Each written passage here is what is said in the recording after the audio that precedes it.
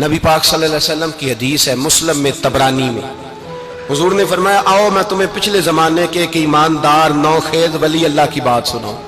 پچھلے زمانے حضور نے فرمایا پچھلے زمانے میں ایک بادشاہ جادو کے زور پہ حکومت کرتا تھا۔ جب وہ ایک جادوگر اس نے رکھا ہوا تھا تو جادوگر اس کو جادو بتاتا، وہ جادو کے زور پر حکومت کرتا۔ جادوگر بوڑھا ہو گیا تو کہنے لگا بادشاہ کوئی نوجوان میرے پاس بھیج دے، اب میں بوڑھا ہو گیا ہوں میرا پتہ کوئی نہیں کب مر جاؤں۔ ایک نوجوان کی ڈیوٹی لگائی، بڑا زیرک سمجھدار، اپنے رعایا میں سے چن کے جو ذہین فطرت مزاج بچہ تھا وہ اس نے لگایا۔ اللہ کے محبوب علیہ الصلوۃ والسلام فرماتے ہیں بچہ جادو سیکھنے لگا، وقت گزرنے لگا۔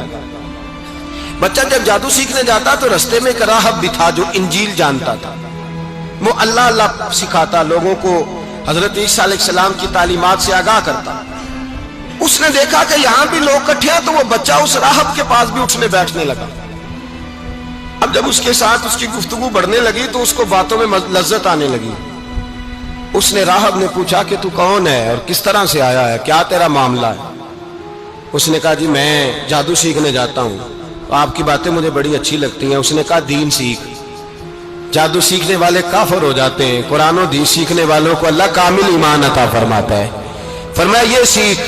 بچہ بیٹھنے لگا، اس کے پاس آنے لگا، باتیں دل میں گھر کرنے لگی۔ ایک وقت آیا کہ مسلمان ہو گیا، اور مسلمان کیسے ہوا؟ بچہ کہتا ہے میں تجربہ کر کے ہوا۔ اب میں تھوڑا سا وقت جادوگر کے پاس بھی جاتا اور باقی سارا وقت وہاں بیٹھتا۔ میں ایک دن جا رہا تھا تو رستے میں اژدہا تھا، بہت بڑا سانپ تھا، رستہ روک کے کھڑا تھا۔ یہ حضور نے بیان کی حدیث۔ نبی پاک صلی اللہ علیہ وسلم فرماتے ہیں بچہ کہتا ہے کہ رستے کے اندر سانپ ہے، رستے بند ہے، لوگ چھتوں درختوں پہ چڑھے ہراش ہے۔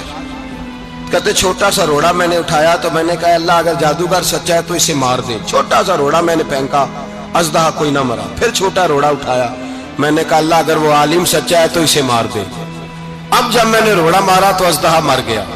میرے اندر سے گواہی آئی نہیں دین کی باتیں سچی ہیں، نہیں قرآن کی باتیں اسلام سمجھانے کے لیے عرض کر رہا ہوں، اگرچہ اس دور میں انجیل تھی، اللہ رسول کی باتیں اچھی ہیں۔ کہتے میں مسلمان ہو گیا، اب میں نے راہب کے پاس ہی رہنا شروع کر دیا، جادوگر کے پاس چھوڑ دیا اس بچے نے آنا۔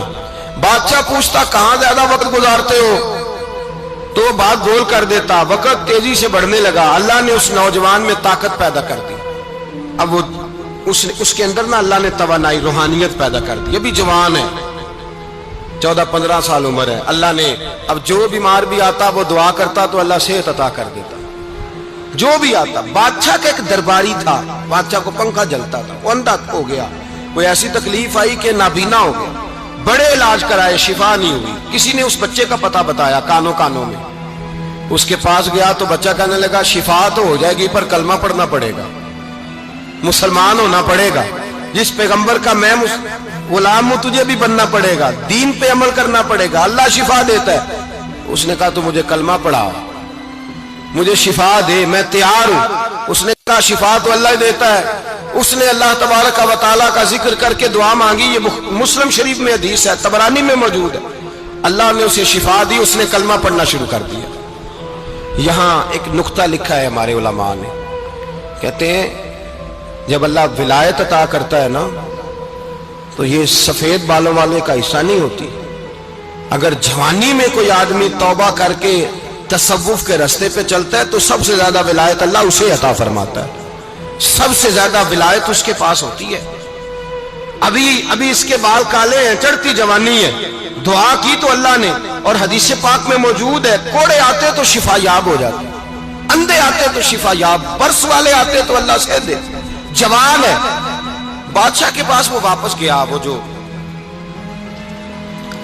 آدمی جس کی آنکھیں ٹھیک ہوئی تھی۔ بادشاہ نے پوچھا کہ کیسے شفا ملی؟ تو کہنے لگا میرے رب نے شفا دی ہے۔ بادشاہ سجدے کراتا تھا، اپنے آپ کو منواتا تھا، معاذ اللہ، کہنے لگا میرے علاوہ کون رب ہے؟ اس نے کہا وہی رب ہے جس نے تجھے پیدا کیا ہے، اور وہی رب ہے جس نے مجھے اندھے کو آنکھیں دی ہیں، وہی ہے میرا مالک۔ کہا اچھا تو مجھے نہیں مانتا؟ کہا نہیں میں اپنے رب کو مانتا ہوں۔ بادشاہ نے اسے سزا دی، ستایا، اس نے بچے کا پتہ بتایا، پھر بچے کو بلا کے ستایا تو اس راہب کا پتہ بتایا، راہب بھی قتل ہو گیا، نابینا بھی قتل ہو گیا۔ بادشاہ نے کہا سپاہیوں سے اس بچے کو لے جاؤ اور پہاڑ کی چوٹی پہ جا کے نیچے پھینکو تاکہ مر جائے۔ بچہ پہاڑ کی چوٹی پہ گیا تو ہاتھ اٹھا کے کہنے لگا یا اللہ میرے لیے نہیں اپنے لیے، میرے لیے نہیں اپنے لیے انہیں اپنی قدرت کے جلوے دکھا، میرے لیے نہیں۔ اللہ کے بندے اپنی جان بچانے کی دعائیں نہیں مانگتے، اپنے لیے انہیں اپنی قدرت کے جلوے دکھا، یہ دعا مانگی۔ جتنے لوگ ساتھ آئے تھے وہ سارے زمین پہ گرے اور سب مر گئے، پہاڑ سے گر کے مر گئے۔ بچہ واپس سیدھا بادشاہ کے پاس کہنے لگا لو بھائی میرے رب نے مجھے بچا لیا ہے۔ جوان کا ایمان دیکھو، میرے رب نے مجھے، بولو میرے اللہ نے مجھے ایمان کی گواہی دے رہا ہے، میں بچ گیا ہوں، تو جھوٹا ہے میرا رب سچا ہے۔ اس نے کہا لے جاؤ اس کو دریا میں، کشتی میں بٹھاؤ، بیچ دریا کے جا کے دھکا دے دو۔ بیٹھے کشتی میں، دریا کے بیچ گئے، اور جب جا کے وہاں اس کو دھکا دینے لگے تو اس نے کہا اللہ میرے لیے نہیں اپنے لیے انہیں اپنی قدرت کے جلوے دکھا۔ بس ایک طوفان سا آیا، جتنے سپاہی ساتھ آئے تھے ڈوب کے مر گئے۔ وہ بچہ اٹھا اور سیدھا پھر بادشاہ کے پاس، اسی کے پاس کہنے لگا لو بھائی میرے رب نے مجھے بچا لیا ہے، تیرے پاس آیا ہوں۔ وہ کہنے لگا تو کیا مصیبت میرے گلے پڑ گئی ہے، کیسے جان چھوٹے گی؟ تو بچہ کہنے لگا اگر تو مجھے باندھے درخت کے ساتھ اور سارے ملک کو بلائے، لوگوں اکٹھا کرے، پھر تو مجھے تیر مارنا، میں تجھے بتاؤں گا کیسے مارنا ہے، میں مر جاؤں گا۔ اللہ کا بندہ نوجوان ایمان دیکھو، مرنے کے طریقے بتا رہا ہے، میں تجھے بتاؤں گا میں کیسے مروں گا۔ یہ بات کہی، بادشاہ نے سارا مجمع جمع کیا، ملک سارا باہر آ گیا، درخت کے ساتھ باندھ دیا۔ کہنے لگا بھائی لوگوں یہ مجھے مارنا چاہتا تھا، مار نہیں سکا، اب میں اسے بتانے لگا ہوں کہ میں کیسے مروں گا۔ اسے کہو جب تیر مارے تو ساتھ میرے رب کا نام بھی لے، میں اپنے رب کے نام پہ جان دوں گا، ایمان کی پختگی میں اللہ کے نام پر جان دوں گا۔ اسے کہو رب کے نام پہ مارے، مر جاؤں گا۔ بادشاہ نے اللہ کہہ کے تیر مارا، پیشانی میں لگا، بچے کی روح پرواز کر گئی، جتنا مجمع کھڑا تھا سارا کلمہ پڑھ کے مسلمان ہو گئے، سارے مسلمان ہو گئے سارے۔ میرے رسول پاک سید عالم صلی اللہ علیہ وسلم نے نوجوانوں کو بتایا جب تمہارے اندر ایمان کی قوت آئے گی تو اللہ تمہاری مدد کرے گا۔ فرمایا وہ نوخیز ولی تھا، ابھی جوان رانا تھا، ابھی اس کی پیشانی پر جوانی کے آثار تھے، لیکن اسے اللہ کو راضی کیا، رب کریم کو راضی۔ ولایت کا مطلب بڑھاپا نہیں، ولایت کا مطلب وہ نہیں کہ جب بڑا لمبا وقت گزر جائے تو پھر آدمی آئے کہ نہیں اب کیا کرنا ہے، اب مسجد ہی ہے، اب تو اس کے علاوہ گزارا ہی کوئی نہیں۔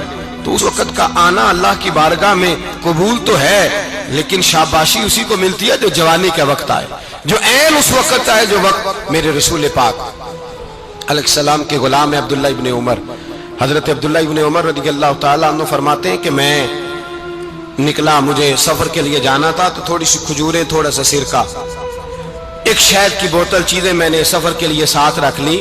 میں جب مدینے سے باہر صحرا میں نکلا نا تو رمضان نہیں تھا، غیر رمضان تھا۔ میں نے ایک نوجوان کو دیکھا بکریاں چرا رہا، بکریاں چرا رہا ہے جوان۔ آپ فرماتے ہیں اس کا چہرہ بڑا نورانیت والا، گرد پڑی ہوئی پر بڑا حسین۔ فرماتے ہیں میں نے اس کو کہا کہ آ جاؤ کھانا کھا لو، روزے بھی نہیں تھے۔ کہنے لگا نہیں میں نے روزہ رکھا ہوا ہے۔ فرماتے ہیں میں نے کہا پتہ کروں کہ نیرا نیک ہی ہے کہ پرہیزگار بھی ہے؟ نیک وہ ہوتا ہے جو نماز پڑھے روزہ رکھے، پرہیزگار وہ ہوتا ہے جو گناہ سے بچے، وہ پرہیزگار ہوتا ہے۔ کہا پتہ کروں پرہیزگار بھی ہے کہ نہیں؟ کہتے میں قریب گیا تو میں نے جا کے اس کو کہا بھائی تیری بکریاں بڑی پیاری ہیں، میرا دل کرتا ہے کہ بکری مجھے دے دو۔ کہتے وہ جوان، غربت بھی، پریشانی بھی، پر دامان توکل کی یہ خوبی ہے کہ اس پر پابند لگے ہوتے ہیں، دھبے نہیں ہوتے۔ غربت ہے، کہا جناب ایک بکری دے دو۔ آنے لگا جناب بکریاں میری نہیں، بکریوں کا مالک کوئی اور ہے۔ کہتے میں نے آزمانے کے لیے کہا کہ بکریوں کے مالک کو کہنا ایک بکری بھیڑیا لے گیا ہے، کہہ دینا بھیڑیا لے گیا ہے۔ تو کہتے اس نے میری طرف دیکھا، گرد سے اس کے بال لٹے ہوئے، آنکھوں میں روشنی، چہرے پہ اطمینان، لب و لہجے میں ایمان کی طاقت، نوجوان۔ کہنے لگا حضور بکریوں کے مالک کو تو کہہ دوں گا بھیڑیا لے گیا ہے، جب عرش کا مالک پوچھے گا تو کیا جواب دوں گا؟ اللہ کو کیا جواب دوں گا؟ کہتے ہیں میں کانپنے لگا، اس کی بات سن کے واپس آیا، جو کام نکلا تھا وہ چھوڑا، واپس لوٹ آیا۔ میں نے پتہ کیا کس کا غلام ہے، پتہ چلا فلاں آدمی کا ہے۔ کہتے میں نے پہلے غلام خریدا، پھر پتہ کیا تیرے پاس بکریاں کتنی ہیں؟ اس نے کہا 400۔